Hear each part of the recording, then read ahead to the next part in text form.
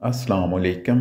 मज़ीद ऐसी Islamic videos और बयानात सुनने के लिए हमारा YouTube channel tree of Islam TV subscribe कीजिए और बेल आइकन पर क्लिक कीजिए ताकि हमारी हर आने वाली वीडियो आप तक इजीली पहुंच सके। इंसान ये समझता है कि आज मैं अच्छी हालत में हूं तो कल भी अच्छी हालत में होऊंगा। ये बड़ी गलतफहमी है। इसका अल्लाह ने कुरान में इन आयतों में जवाब दिया कि क्या हमने तुमसे कोई एग्रीमेंट किया हुआ है कि तुम हमेशा अच्छे ही रहोगे। लोग ऐशो इशरत में है, सेहत है, दौलत है, इज्जत है, तो अल्लाह फरमाते हैं क्या ये समझते हो कि हमेशा ऐसे ही रहोगे? तो ये भी गलतफहमी है। हम देखते हैं दुनिया में कितने लोग कैसे कैसे मसाइल में घिरे होते हैं, तो हम उनको देख के ये समझते हैं कि ये तो इन मसाइल में आ गया, मैं नहीं आ सकता। इसलिए याद रखो, आफत ज़दा लोगों को भी जाके देखना चाहिए, मसाइल ज़दा लोगों को भी जाके देखना चाहिए। इससे इबरत होती है, इंसान के दिल में खौफ पैदा होता है, तो ये खौफ उसको अमल की तरफ लेकर आता है, क्योंकि इंसानी फितरत है। कुरान मजीद में अल्लाह ताला का इरशाद है कि अगर वलौ बसतल्लाहु रिज़्क़ लिइबादिही लबगौ फिल अर्ज़, कि अगर अल्लाह अपने बंदों के लिए रिस्क बहुत ज्यादा कुशादा कर दे और ये कायनात टेंशन फ्री हो जाए, कोई गम ही ना हो, इसमें टेंशनें क्या हो जाए, खत्म, सबके पास पैसा, सबके पास सेहत और हर काम हटो बच्चों शुरू हो जाए, शादी टाइम पे हो गई, बेगम बिल्कुल सही, मियाँ को शोहर बिल्कुल एक नंबर, बिल्कुल सही आदमी मिल गया, सास एकदम एक्यूरेट, बिल्कुल कभी बहू को तंग उसने नहीं किया। यही होगा ना, तुमने सब कुछ अगर सही हो जाए। रिस्क की कुशादगी तो एक, यानी अल्लाह ने उसको तो एक बतौरे अलामत के बयान किया ना कि रिस्क की कुशादा होने से लोग समझते हैं कि मसाइल हल हो जाएंगे। तो आयत का मतलब यह है कि अगर इंसानों के सारे मसाइल हल हो जाए, सब खुशहाल जिंदगी शुरू कर दें, सबके सर पे बाल हो, सबकी सेहत अच्छी हो और खाने को सबको सेहतमंद ग़िज़ा मिलती हो, और वही अभी जो मसाइल चलते हैं, बीवी भी ठीक हो, बीवी के लिए मियाँ भी ठीक, सास भी बहुत अच्छी हो, वो चाहती है कि मियाँ बीवी आपस में मोहब्बत से रहें, ससुर साहब भी बहुत नेक, नन्हे एक नंबर की हो, बेहतरीन, वो जब अपनी भाभी से मिलती हो अपने भाई की तारीफ करती हो कि हमारा भाई बहुत अच्छा, और जब भाई से मिलती हो कि किसकी तारीफ करती हो, भाभी बहुत अच्छी, इस भाभी को छेड़ना नहीं, इसको तंग नहीं करना, ये चांद सी भाभी है। समझ में आ रही? अगर ये सारा सेटिंग हो जाए ना, है नहीं ना मसला, सारे यही तो, सारे मसाइल ही यही है ना। कंवारों की शादी हो जाए, जॉब अच्छी हो जाए, ठीक है ना, बिल जितनी बिजली इस्तेमाल कर रहे हैं उतना बिल आए। समझ रहे हो कि नहीं समझ रहे? FIR कटवानी है, आप गए, चोर का नाम बताओ, FIR कट गया 2 मिनट में, अगले दिन चोर अदालत में, आपने केस किया, आपको आपके पैसे मिल गए, चोर को सजा हुई, सजा के बाद वो बाइज्जत बरी हो गया, लेकिन सजा के बाद। तो ये अगर निजाम हो जाए, अल्लाह फरमा रहे हैं कि ये सेटअप हो जाए, हर चीज क्या हो, हटो बच्चों। वजीर आजम ने इंतखाबात से पहले जो वादे किए थे वो पूरे हो रहे हैं, पूरे पूरे जो कहा था बिल्कुल एज इट इज है भाई। वजीर आजम बनने के बाद सब काम हो रहे हैं भाई। अपोजिशन ये कहे कि चलो 5 साल इसको तमीज से हुकूमत करने दो, इसका हक है, अगले 5 साल हम ट्राई कर लेंगे, एक दूसरे की टांगे न खींचे। ये तो कोई बनता नहीं है, बनता है तो वो अपनी टांगे संभालने में उसको ज्यादा टाइम लगता है। हमारे यहाँ कोई वजीर आजम बनता है ना, कोई भी, तो हुकूमत चलाने के बजाय उसको अपनी कुर्सी बचाने में टाइम। अब आप किसी गवर्नमेंट के ऑफिसर को कहीं बिठाओ कुर्सी पे और उसे बोलो आपके जिम्मे ये प्रोजेक्ट है, मुकम्मल करना है, वो बेचारा सुबह ऑफिस पे कुर्सी पे आगे बैठा, तो एक बंदा आगे कुर्सी खींच रहा है, तो वो कुर्सी को पे टिकने में ज्यादा सलाहियतें खर्च करेगा कौम की खिदमत नहीं करेगा वो। और अगर पहले से ही ना करना चाह रहा हो तो और बहाना मिल जाएगा उसको। तो इस कायनात में, इस जमीन में कुछ सही हो रहा है, कुछ उल्टा उल्टा पुल्टा, कुछ सही। कोई आप किसी से कोई बात समझा रहे हैं वो समझ जाए, आप किसी से कोई बात कर रहे हैं वो क्या हो जाए, वो बात समझ जाए। ऐसा होता है, समझाते हो अगला समझ ही नहीं रहा होता, आदमी कहते इसको देखो पागल हो गया है। तो अगर इस दुनिया में सब कुछ सही सही, बिल्कुल हर चीज एक्यूरेट होना शुरू हो जाए, अदालतों में इंसाफ, पुलिस को पता हो कि किसको गिरफ्तार करना है, ठीक है ना, पुलिस को पता चल जाए कि यहां डकैती होने वाली है, हमने यहां पहले से पहुंच जाना है, और पुलिस देख के आपको अंदाजा हो जाए कि ये जगह महफूज है, यहां पर हम बैठ के चाय पी सकते हैं, यहां कुछ नहीं होगा। वो उल्टा रहा है, पुलिस की मोबाइल खड़ी है, बेटा निकलो यहां से, अल्लाह खैर करे, पता नहीं क्या होने वाला है यहाँ पे। डॉक्टर आपको वो दवा लिख के दे, अगर एक ही मेडिसिन है, कंपनियां दो मुख्तलिफ है, तो वो आपकी खैर ख्वाही में आपको वो कंपनी की दवा रिकमेंड करे जो सस्ती है आपके लिए। हालांकि रिजल्ट उसका वही है जो महंगी दवा का है, लेकिन वो सस्ती इसलिए लिख के दे रहा है कि भाई आपके पैसा बचेगा, आपका खर्चा बचेगा। जहां टीका लगाना है वहीं लगा रहा है ठीक है ना। वो जब दवा लिख के देता है तो मेडिकल स्टोर वाले की समझ में उसकी स्पेलिंग आ रही हो, क्योंकि मेरे साथ ऐसा हो चुका है। डॉक्टर ने कीड़े मकोड़े बनाए, मैं दवा लेकर आया, वो गलत दवा दे दी मेडिकल वाले ने। एक तो हमने खा ली, अगली दफा जब देखा तो मुझे अंदाजा हुआ यार ये कुछ अजीब सी लग रही है, ये कुछ क्या दे दिया। गया तो उसने कहा सॉरी गलत दवा दे दी मैंने। तो वो डॉक्टर की स्पेलिंग की कीड़े मकोड़ों की वजह से।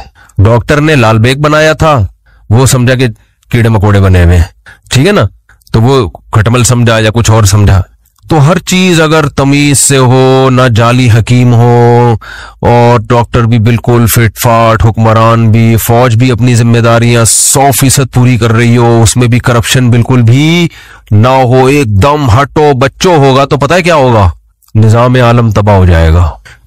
अल्लाह फरमाते होगा ये लबगौ फिल अर्ज़, मुझे सब भूल जाएंगे मुझे भूल जाएंगे, मेरा इनकार भी होगा, मेरे पैगंबरों का इनकार भी होगा, मेरी किताबों का भी इनकार होगा, नमाज रोजा खत्म, हज खत्म, अल्लाह से दुआएं मांगना खत्म, लबगौ फिल अर्ज़, जमीन में सब अल्लाह के बागी बन जाएंगे। समझते होगे नहीं समझते, इसलिए आप चाहते हो कि टेंशनें खत्म हो जाए। अल्लाह कहता है ये तो नहीं खत्म होगी, मुझे तो कोई मानेगा ही नहीं, फिर टेंशन में ही तो अल्लाह याद आता है, पेट भरमों को अल्लाह थोड़ी याद आता है। तो लबगौ फिल अर्ज़, जमीन में सब क्या करेंगे, अल्लाह की नाफरमानी। ये बात पता नहीं किस बात पे शुरू की थी, यहां कहां से आ गई। हाँ, तो मैं ये अर्ज कर रहा था कि अल्लाह ने कुरान में इरशाद फरमाया कि तुम ये समझते हो कि आज अच्छे हो तो कल भी अच्छे रहोगे, ये जरूरी नहीं है। तो मसाइब हैं, मुसीबतें हैं, कुछ भी हो सकता है मुस्तकबिल में, अल्लाह बचाए, फालिज भी हो सकता है, किडनी फेल हो गया, मालदार थे गरीब हो गए, घर में मोहब्बत थी लड़ाइयां शुरू हो गई, बेरोजगार हो गए, सेहत तबाह हो गई, जानी दुश्मनियां पैदा हो गई, कुछ भी हो सकता है। और इस खुशफहमी में मत रहो कि आज अच्छी हालत में हो तो कल भी लाजमी अच्छी हालत में रहोगे, क्योंकि अमलकुम किताबुन फीही तदरुसून, क्या तुमने किसी किताब में पढ़ा है कि हम तुम्हारे साथ अच्छा ही होता रहेगा, या हमने कस्में उठाई हुई हैं तुमसे, कस्में ली हुई हैं क़यामत तक के लिए कि तुम अच्छे ही रहोगे।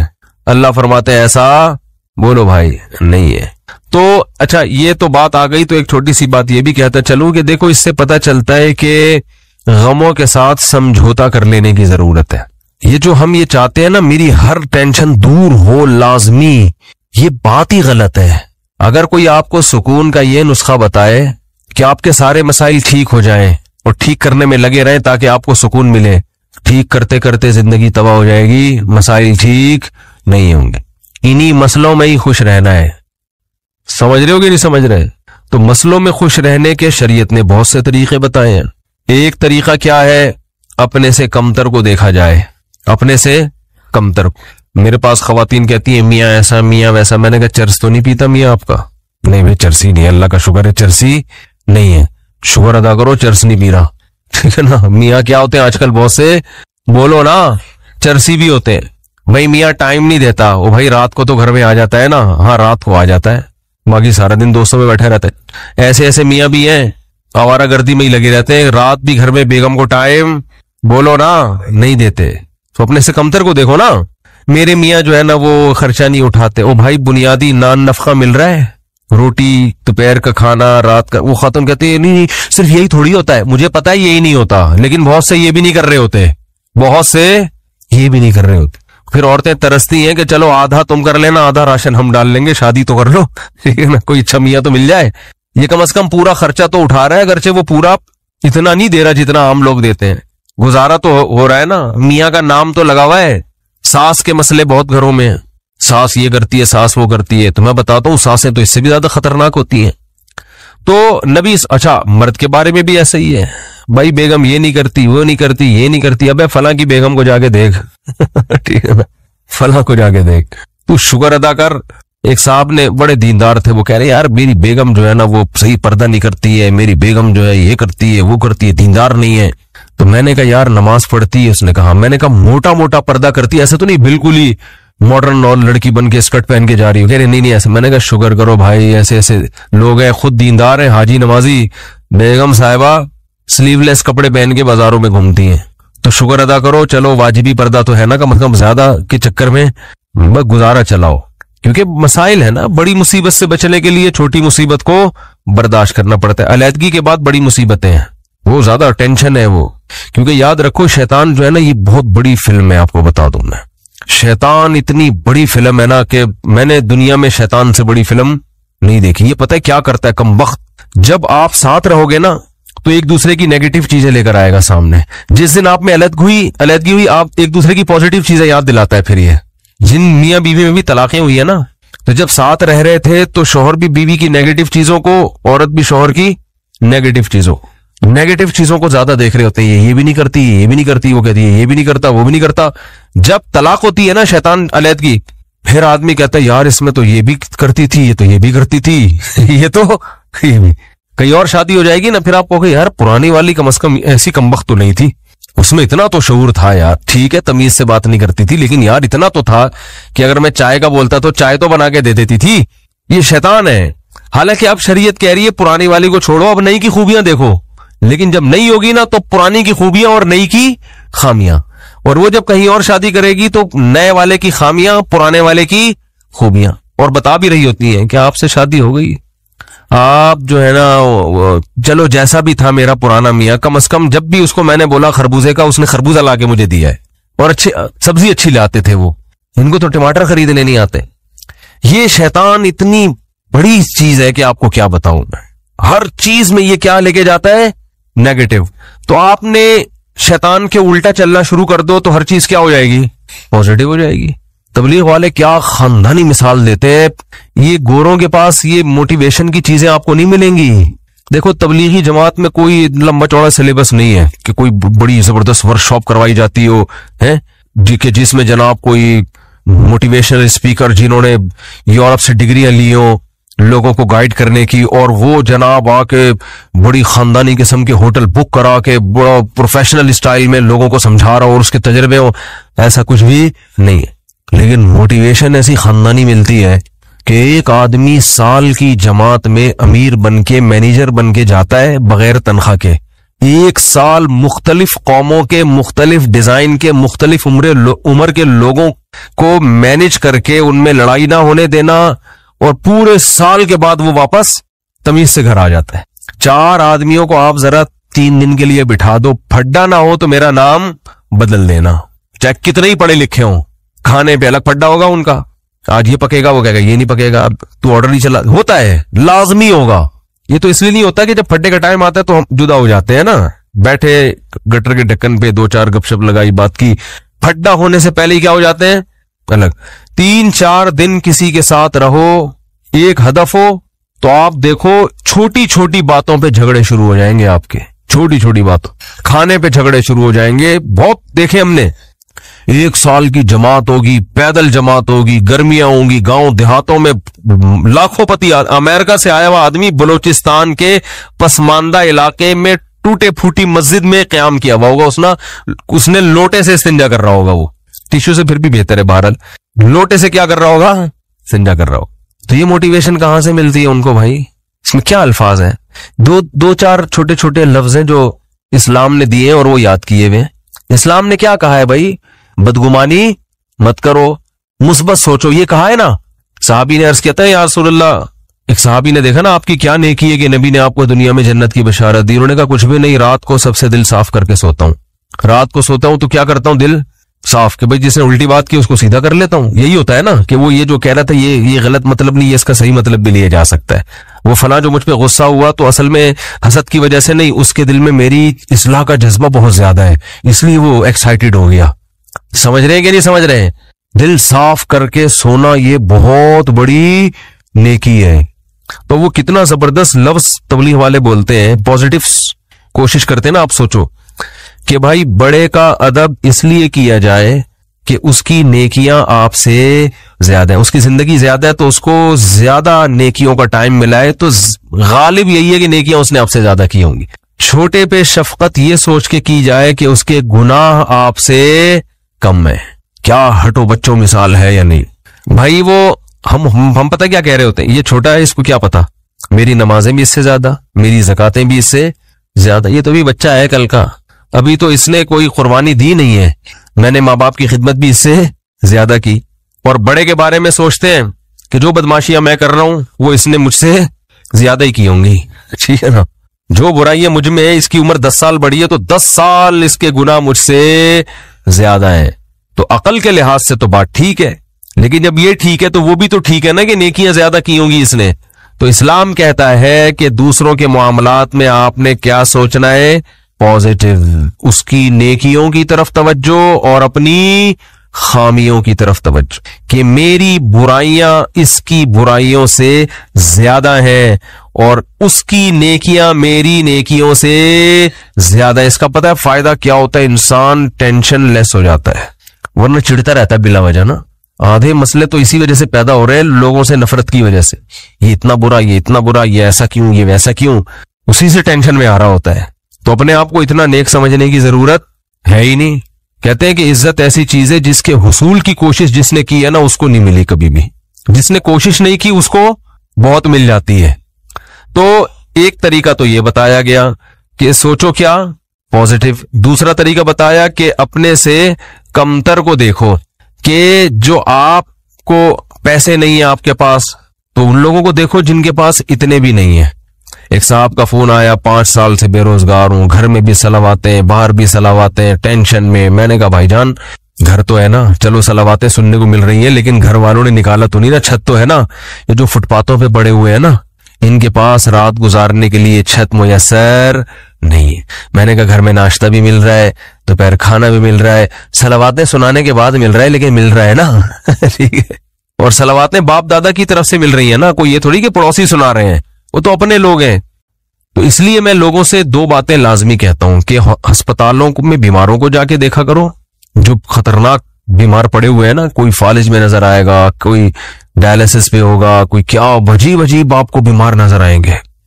दूसरा, ईदी सेंटर के मुर्दा खाने चक्कर लगा लो आज इसलिए कह रहा हूं कि फिर अगले हफ्ते तक भूल जाओगे। यहां से जब बयान के लिए जाओ ना, बयान से फारिग होके, तो ईदी सेंटर के मुर्दा खाने को जरा टच करते हुए कब्रिस्तान में तो असल में इसलिए इबरत नहीं हो रही, वो मुर्दा तो नीचे चला गया ना, नजर तो आ नहीं रहा वो। जब आप ईदी सेंटर के मुर्दा खानों में जाओगे तो बड़े बड़े फंटर आपको बर्फ की सीलों पे लेटे हुए नजर आएंगे। बड़ी उम्मीदें थी, हम ये करेंगे, हम यूं करेंगे, ऐसा करेंगे। फिलहाल बहरिया टाउन में 3 प्लॉट तो ले लिए, एक और हो जाए, तारिक रोड की 2-4 दुकानें भी हो जाए, जरा आबाद इलाका है, और दूसरी शादी भी हो जाए। मुफ्ती साहब के बहुत सारे हमने बयानात सुन लिए, और फिर एक सर दबाएगी, दूसरी पांव दबाएगी, ठीक है ना। एक साहब मुझे कहने लगे मैं दूसरी शादी का सोच रहा हूं क्योंकि मेरे घर में बेगम जो है ना वो कामकाज करती है, मेरी खिदमत, तो कपड़े उपड़े इस्त्री नहीं होते, तो एक और आ जाएगी तो उसका काम क्या हो जाएगा, हल्का हो जाएगा, वो इस्त्री कर देगी ये घर के। मैंने कहा मेरा ख्याल है कोई मरीख से आया हुआ आदमी है भाई तू, क्योंकि जमीन में लोग इस तरह की बातें, नॉर्मल आदमी इस तरह की बातें नहीं करता, मरीख से आया हुआ होगा कहीं से, इसको पता ही नहीं जमीन में। मैंने कहा तू करके तो देख कह रहे एक रोटी पकाएगी, दूसरी सालन पकाएगी। मैंने कहा एक रोटी से, जिस बेलन से रोटी पकाती है ना, एक उस बेलन से तेरा सर धुनेगी, और दूसरी जिस चमचे से खाना पकाती है उस चमचे से वो चमचा तेरे सर पे चलाएगी। तो आप कहते हो या तो कभी तरगीब देते हो कभी डराते हो, तो मैं तरगीब देता हूं मगर इस नीयत से नहीं कि एक पाँव दबाएगी तो एक खाना पकाएगी, ये नहीं होगा। हो सकता है दोनों को होटल से खिलाना पड़े लाके है कि तुम चुप करके बैठ जाओ, लड़ो नहीं, खुदा का वास्ता, खाना मैं पकाऊंगा। तो ये सब चीजें ये सोच के करने का कहता हूं मैं। तो खैर, तो दो चीजें और भी बहुत सारी चीजें इसमें। बुनियादी चीज क्या है, बीमारों को देखो, माजूरों को देखो। मैं एक वाकया सुनाया मैंने पिछले हफ्ते, पता नहीं याद नहीं मुझे सुनाया या नहीं सुनाया।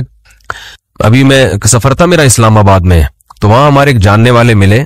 उन्होंने वहां इस्लामाबाद में एक बहुत बड़े ताजिर हैं, बहुत बड़े ताजिर हैं, करोड़ों रुपए का बिजनेस है उनका वाकया सुनाया कि जवानी में उस आदमी की आंखों की बिनाई चली गई, कोई बीमारी हुई है, बस एकदम बिनाई चली, हो जाता है बाज दफा कोई ऐसा अटैक हो जाता है, वो बेचारा इलाज करा करा के थक गया, उसकी बीनाई वापस नहीं आई।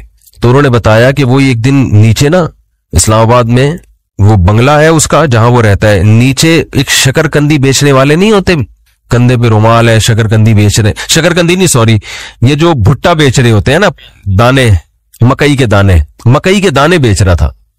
कहने उसने अपने दोस्त से कहा इस मकई के जो दाने बेच रहा है ना, आवाज आई ना वो उसकी, तो इसको जाके बोलो कि ये जब इस्लामाबाद के बंगलों में घूमता होगा एहसास कमतरी का शिकार होता होगा कि यार मेरी एक रेडी मकई के दाने और मैं क्या कितनी एक उस पे एक 5 रुपए बचा लेता होगा ज्यादा से ज्यादा, है भाई। तो मैं गरीब आदमी और ये कितने बड़े बड़े लोग हैं जिनके बड़े खूबसूरत बंगले और मैं ऐसा गरीब। तो इसने जिसकी आंखों की बिनाई चली गई ना, इसने कहा अपने दोस्त से कि इसको जाके बताओ कि तू अपनी आंखें मुझे दे दे और मेरा बंगला ले ले, और ये भुट्टे की रेडी किसको पकड़ा दे, मुझे पकड़ा दे, मैं इस पे राजी हूं। यानी अगर ये कुदरत में मुमकिन है, बहुत मुश्किल है बात समझाना। यानी उसको बताया कि इसको सबक दिलाओ कि एहसास कमतरी का शिकार होने की तुझे जरूरत नहीं है, तू मुझसे ज्यादा मालदार है, मैं अपनी पूरी दौलत बेचने के लिए तैयार हूं अगर मुझे कहीं से बीनाई मेरी वापस लौट आए। यानी अगर कुदरत मुझे ये ऑप्शन दे कि भाई तू इस मकई बेचने वाले की जगह रेडी में सदाएं लगा रहा है, धोती पहन के और फटे पुराने कपड़े पहन के घूम रहा है, हम तुझे इसकी जगह ले आते हैं लेकिन आंखें मिल जाएंगी, और इसको बंगले में लाके बिठा देते हैं लेकिन आंखें इससे छीन लेंगे। तो सेठ ने कहा कि इसको बोलो कि मैं इस पे राजी हूं, लेकिन तू इस पे राजी नहीं होगा, तो इसलिए अल्लाह ने तुझे मुझसे ज्यादा नेमतें दी हैं। तो भाई शुक्र करना सीखो अल्लाह के बंदो, आज नाशुक्री बहुत हो रही है। हमारे हजरत मुफ्ती रशीद अहमद साहब रहिमहुल्लाह ताला, बहुत दफा ये वाकया सुना है, बस मुख्तसर बताऊंगा। 60 साल की उम्र तक इंतहाई गुर्बत में वक्त गुजारा उन्होंने, इंतहाई गुर्बत, और दारुल उलूम कोरंगी के शेखुल हदीस थे, जो सबसे बड़ा ओहदा होता है। कि जो लोग आज मौलवियों को सुबह शाम बुरा भला कहते हैं ना, इन अकाबिर ने, इन मौलवियों ने इस तरह पेट काट के दीन को बचाया है, समझ रहे हो, पेट काट काट के, इतने बड़े बड़े ओहदों पे भी तनख्वाहें नहीं है, ऐसे पेट काट के दीन को बचाया है।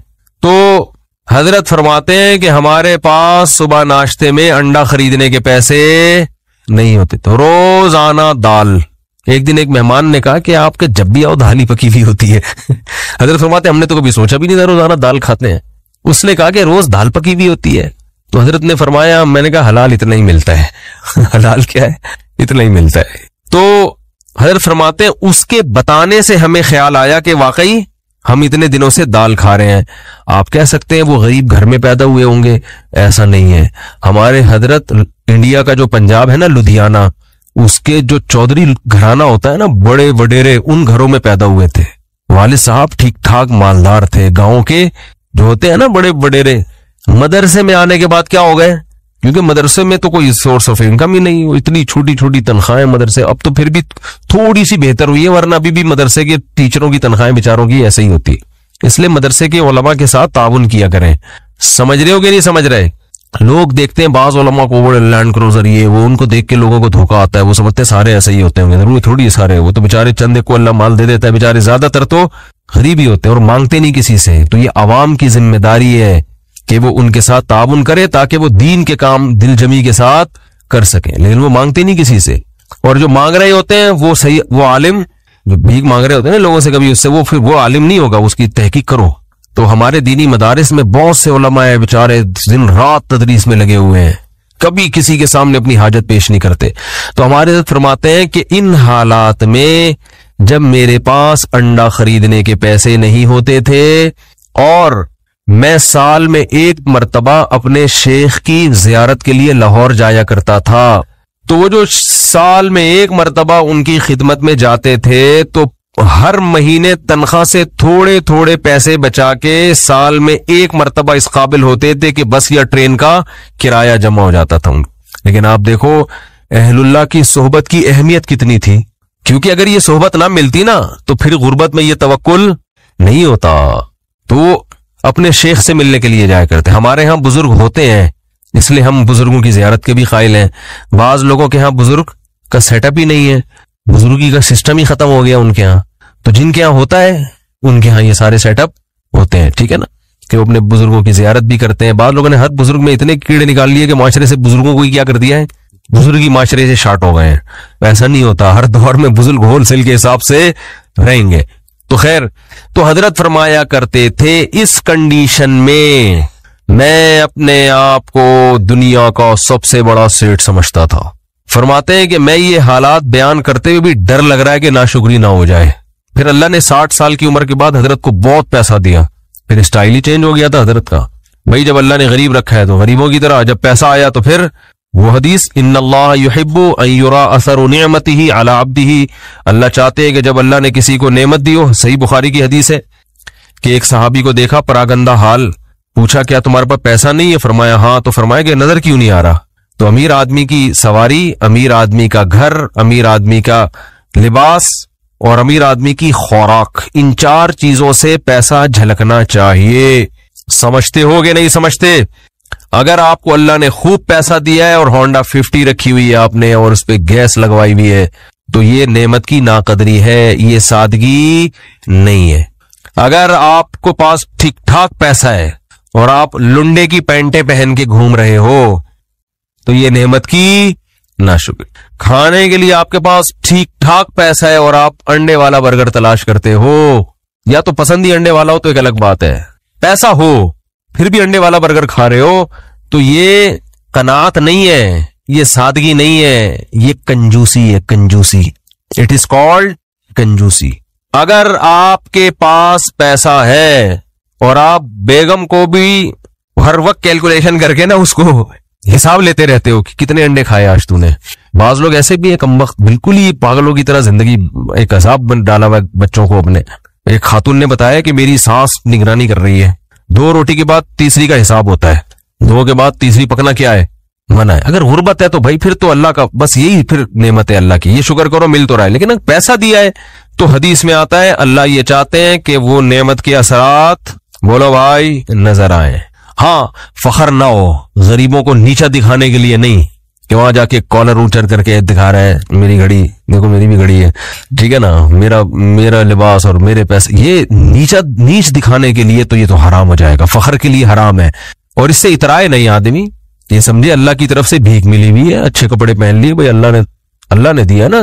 किसी को भिखारी को आप 3 पीस सूट टाई पहना दे और अच्छा अंडे वाले किसी हटा के जिंगर बर्गर खिला दे, उसको पिज्जा खिला दे, तो वो खाएगा शुक्र करके, तवाज़ो पैदा होगी, फखर नहीं करेगा।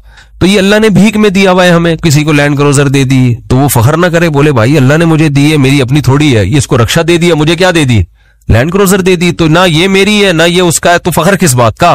तो बस नेमत को एंजॉय तो करो, गरीबों को कमतर ना समझे। क्यों ना समझे? हो सकता है भाई आखिरत में ये लैंड क्रूजर में हो और आपको रक्षा भी मुयसर ना हो, उल्टा मामला ना हो रहा हो, तो मरते ही सब खत्म, तो आखिरत है असल। तो हमारे हजरत क्या करते थे, गुर्बत में, इंतहाई गुर्बत में, हजरत फरमाते हैं मैं ये नहीं समझता था कि मुझे सबर का सवाब हासिल करना है, ना ना ना, फरमाए तो बड़ा खतरनाक हो जाएगा। जब कोई टेंशन में होता है तो हम कहते हैं सबर करो सवाब मिलेगा, ऐसा ही होता है ना। तो हजरत फरमाते हैं उस गुर्बत में मैं ये नहीं सोचता था कि मैं सबर करूंगा तो सवाब मिलेगा। फरमाया ना, मुझे तो लगता था अगर मैंने ये सोचा कि मैं सबर करूंगा तो ये तो गुनाह मिलेगा, क्योंकि सबर तो मुसीबतों पर होता है, तो अल्लाह ने मुझे मुसीबत में रखा भी नहीं, तो सबर किस बात का। तो फरमाते थे मैं ये सोचता था कि मेरे अल्लाह का इतना फजल, वो मेरा 2 वक्त रोटी मुझे दे देता है, 2 वक्त की रोटी मुझे, बोलो भाई, मिल जाती। फरमाते मेरा घर भी जरा गरीब इलाके में था, दूर थोड़ा लोगों से, तो फरमाते मैं सोचता था बादशाह हमेशा पब्लिक से जरा हट के रहते हैं स्टाइल है हमारा, पब्लिक में नहीं रहेंगे, थोड़ा सा हट के, मिजाज शाहाना है ना। लेकिन उस हालत में भी ऐसा शाहाना मिजाज ऐसे रहते थे, लोग आके कर्जा मांगा करते थे हजरत से, वो समझते थे बहुत बड़ा सेठ है कोई। और हजरत को ग्रीनरी का शौक था, पौधे लगाने का शौक था, तो पौधे लगाने के बाद ना पानी देने के लिए वो नहीं, खरीदने के पैसे नहीं थे, वो नहीं पौधों को पानी देते, वो क्या होता है, फवारा होता है ना, कहते हैं हमने फिर जुगाड़ करके कीले ठोक ठोक के एक अपना घर में फवारा बनाया हुआ था ठीक है ना।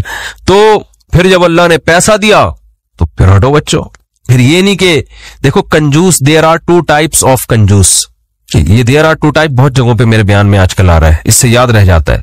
इंग्लिश में कंजूस को क्या कहते हैं, माइजर, उर्दू में क्या कहते हैं, कंजूस, और कोई लफ्ज नहीं है। अरबी चूंकि बलीग जबान है ना, तो अरबी में there are 2 type of 2 types of कंजूसिस। कंजूस लोगों की कितनी टाइप्स हैं? 2। एक को बखील कहा जाता है और एक को शहीह। शीन हलवे वाली है फिर हलवे वाली है, ये आसानी से समझ में आती है। हलवे वाली है आसानी समझ में आ जाती है ना। हा बोलता तो समझ में नहीं आ रहा होता। इसको कहते हैं शहीह। बखील कहते हैं अपनी दौलत पे सांप बन के बैठ गया, लोगों पे बिल्कुल भी खर्च नहीं करता, वह खुद ही में लगा रहता है।